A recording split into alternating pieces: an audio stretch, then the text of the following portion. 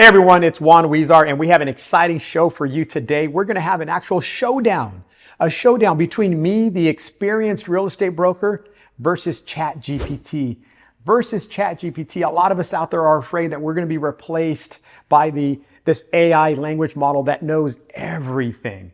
But we're going to put it to the test. And to put it to the test, we actually have a real life championship belt, winner takes all. Who knows more when it comes to multifamily investments? So that's right, guys. This dazzling belt is going to go to either me with all this experience or ChatGPT, this AI language model. All right, everyone, I'm super excited for today's show. We have a very special guest. Mr. ChatGPT himself is here with us today. We had to pull a lot of strings to pull this off, but he's here live in person and we're super, super excited. So let's get into it.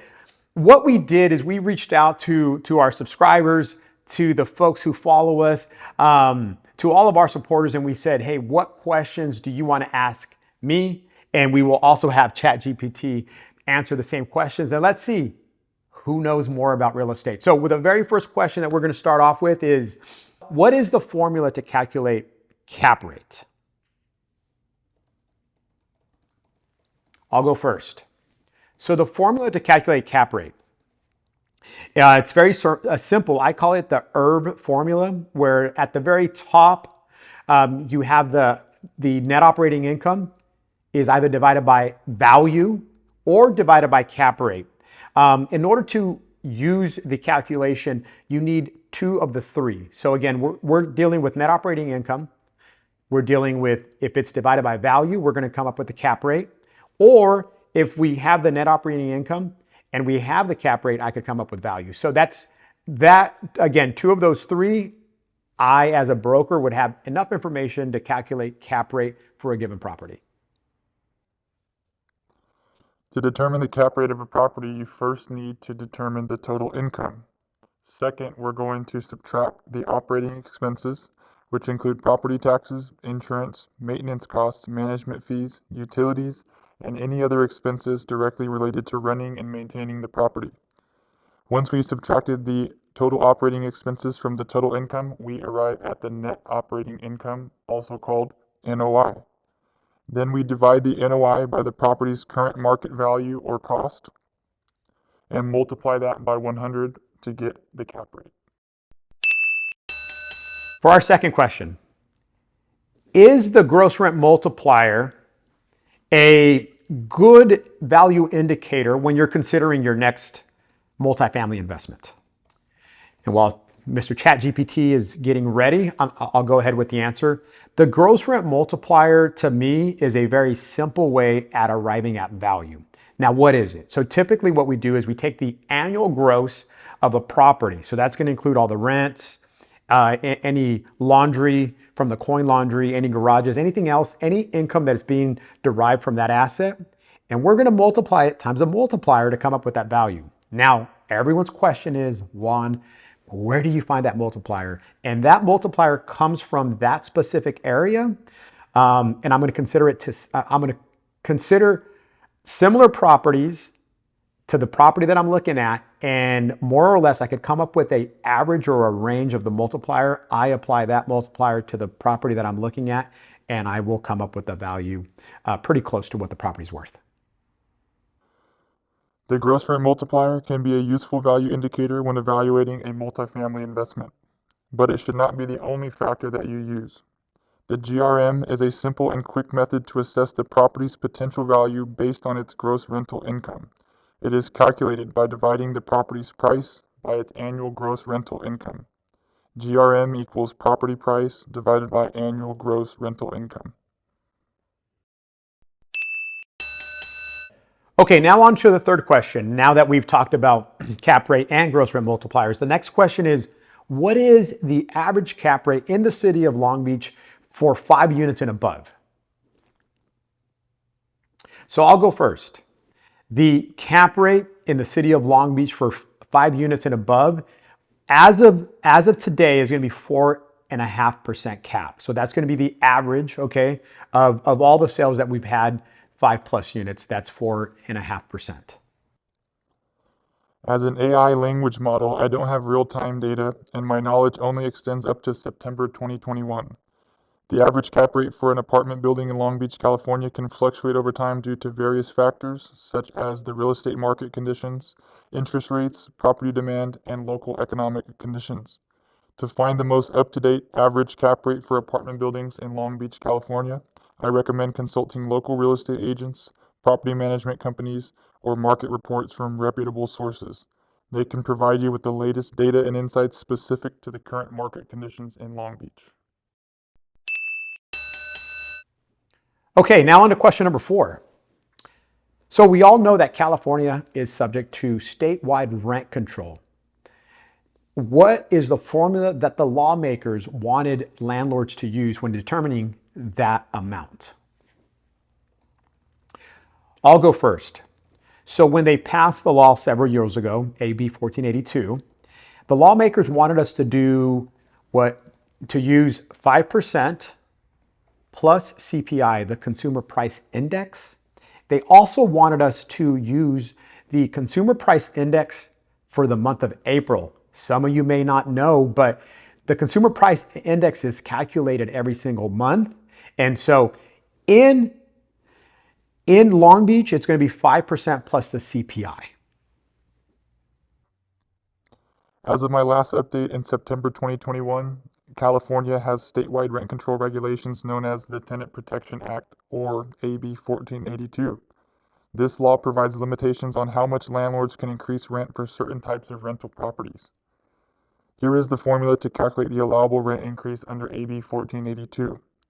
The allowable rent increase is capped at 5% of the current rent plus the local rate of inflation, or 10% of the current rent, whichever is lower.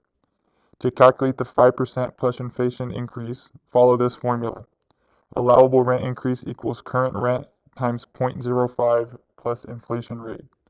The inflation rate used in this calculation is typically based on the regional or local consumer price index published by the United States Bureau of Labor Statistics. If the resulting increase from the formula above exceeds 10% of the current rent, then the maximum allowable increase is 10%. On to question number 5. Still on the topic of CPI in Long Beach and the Anaheim region, what is the April inflation rate? April's inflation rate came out to 3.8%. So given our prior response that the lawmakers said that we could use 5% plus inflation, and in this case it's 3.8, we come up with a maximum amount of 8.8, and that is to start August 1st. I apologize, but as an AI language model, I don't have access to real-time data. My knowledge cutoff date is September 2021, and I don't have access to the internet to retrieve current information. To find the CPI for the Los Angeles, Long Beach, Anaheim area for April of 2023, I recommend checking the official website of the U.S. Bureau of Labor Statistics. On to question number 6. Is this a good time to buy rental properties, so multifamily properties? As a real estate broker and as your professional, I believe that this is an excellent time to get into the market. And there's a couple factors that I see happening that are going to help you, the investor. One is sales are down. Sales are down for income producing properties, multifamily. Sales are down significantly. So what does that mean? That means that there are less buyers out there that's going to allow you to compete for that property and negotiate like you've never been able to do the last 10 years. So again, sales are down. We also know that pricing is starting to trickle down now. So this would be a really good time, I believe, to enter the market. As prices drop, the confidence from the seller in terms of, I want this super high price, they are adjusting their expectations. We also know that properties are sitting on the market much, much longer. So the longer that a property sits on the market, the better chance you, the consumer, with our help, will be able to negotiate a price where that property could pencil and be worth more in your favor. And so those are three reasons why I believe this is a really good time that an investor could get in and really negotiate the price and terms that suit you best. As an AI language model, I don't have real-time data and cannot predict the future. Whether it's a good time to buy a multifamily property depends on various factors, including the current state of the real estate market, local economic conditions, interest rates, your financial situation, and your long-term investment goals. Before making any investment decision, it's essential to do thorough research and possibly consult with a real estate agent, financial advisor, or other professional who can provide insight based on current market conditions. Keep in mind that real estate investments can carry risk, so it's crucial to make informed choices based on your specific circumstances and objective. All right, on to question number 7. What is the down payment that is required by the bank to purchase a 5-unit or more property? So when it comes to 5 units or more, we need what's known as a commercial loan. Although there's going to be some unique banks that will offer different types of loans, I'm only going to be talking now about just your traditional lenders when it comes to 5+ units. And so it's very important that when we're looking at a 5+ unit, the bank doesn't look at the individual as or the strength, the financial strength for the individual as much. They're going to look as, can the property support itself? Meaning, will the income offset most of the expenses, all of the expenses associated with the property? Now, in order to determine that, underwriters that work for the bank are going to look at what's called the debt coverage ratio. And in most cases, the rule of thumb is it must meet the 1.2 debt coverage ratio. What does that mean? So just in a very simple way is what the bank is saying: for every dollar of debt and expense that property is going to cost you, right? So that's called that operating expense plus mortgage. We want to make sure that you're bringing in gross income $1.20. So they want more income coming in than the debt that it needs to serve. And so to answer the question of how much money is needed, that's very specific to the property that you're looking at. If you're looking at a property that has really good rents and it's priced right, you might get away with 30% down. Now, what has happened recently is the interest rates have risen so fast that in some cases you could be looking at 40, 50%, 60, or even 80% down to meet the debt coverage ratio. As of my last update in September 2021, the required down payment to buy a 5-unit property, often referred to as a 5-unit residential property or a 5-plex, can vary depending on several factors, including the type of loan that you are obtaining, your credit score, and the lender's specific requirements. Here are some general guidelines. If you are buying a 5-unit property for investment purposes and not as a primary residence, you might need to obtain a commercial loan. Commercial loans often require higher down payments, usually in the range of 25 to 35% of the purchase price. On to our next question. If you had to choose one when investing in multifamily property, either appreciation or cash flow, which one do you choose? Okay, so I'll go first. Now, we all know that 90% of all millionaires made their wealth through real estate ownership. But we need to take that comment a step further. They made their wealth through real estate ownership due to appreciation. So I am very heavy on appreciation. I'm going to lean on that. When I look at a property, I'm going to want to know what is the percentage appreciation that I'm going to expect from that property. How can I manually change it, like by making improvements? But overall, what is the historical trends when it comes to appreciation in that area? I believe that most investors made their wealth through appreciation. Because I'll tell you this, I've never spoken to a successful investor who said, I became wealthy and my net worth went really high from cash flow. I've never heard that. I've never even heard that narrative. And so we all know that there is benefits to having both. But if I had to choose one, I'm going to go on appreciation because I think that if we're looking at a piece of the pie, appreciation is going to make the significant portion of the pie. And I know a lot of people love to focus in on the small piece of the pie, which is cash flow.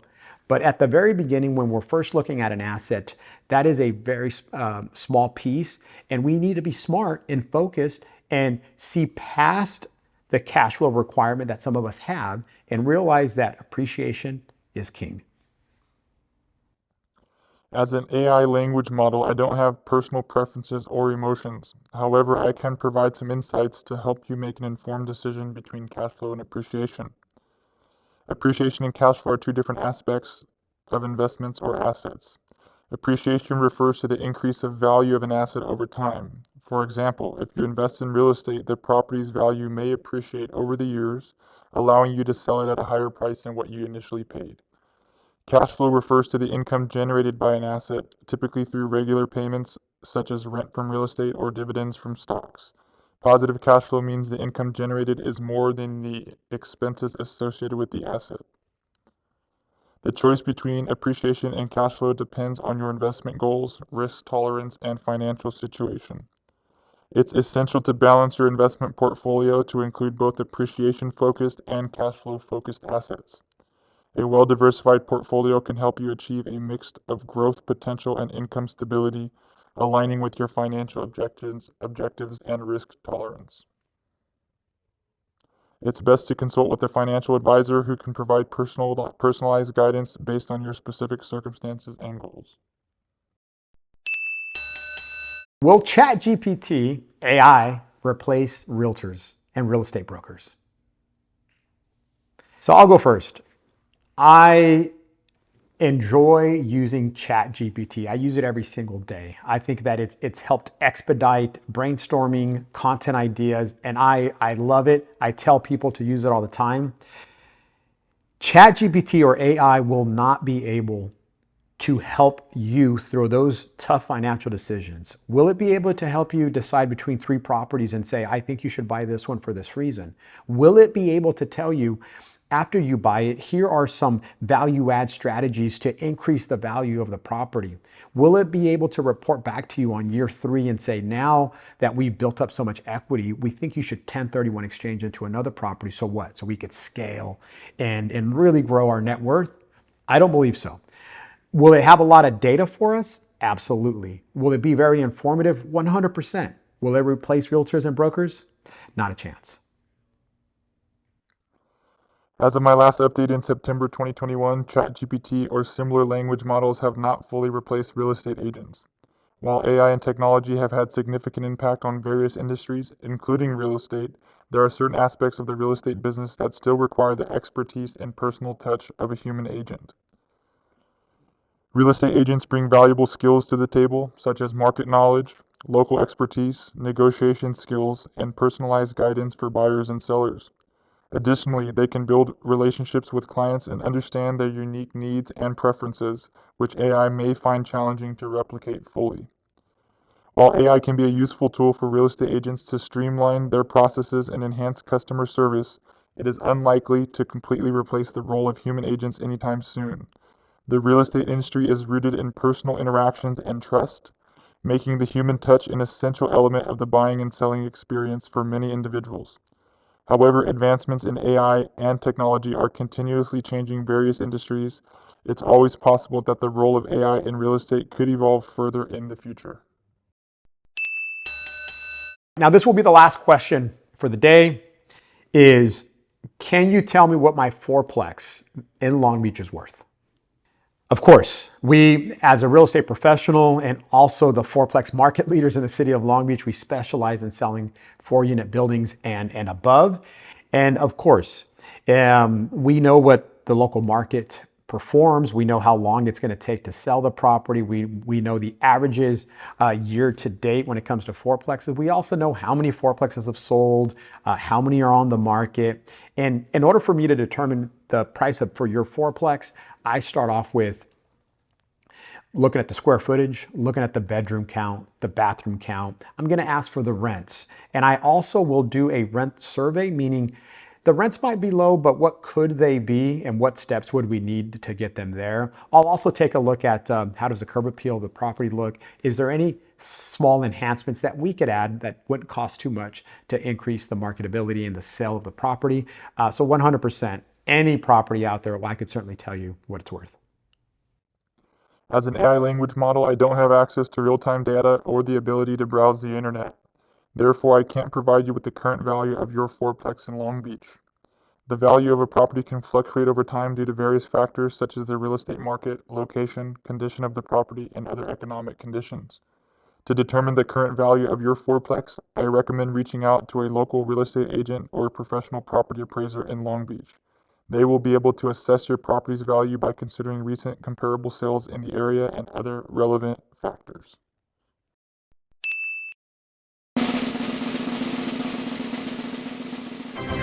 So there you have it, the epic showdown. We've never done this on our show before, but I hope you enjoyed it. I hope you had a little fun with us. I know that we enjoyed doing it. So what are my takeaways? Okay, I want you to know that ChatGPT is an excellent source. Again, I use it every single day for a bunch of reasons. Writing content, responding to emails, Q&As for our business. I use ChatGPT to help create the script for today's video. So thank you, ChatGPT. It's going to know a lot about real estate. It's going to know a lot about formulas. It's going to tell you where to find the sources. So do I believe in ChatGPT? 100%.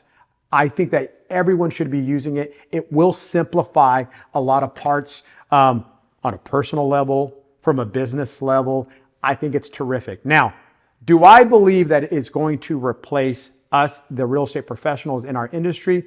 Not yet, okay? It doesn't know the nuances. You need to know so much more to be able to deliver that value that the client needs. A lot of our clients need hand-holding, decision-making. And right now, ChatGPT is not able to deliver that. But with that being said, I wanna thank ChatGPT for coming down to our office, taking on the challenge.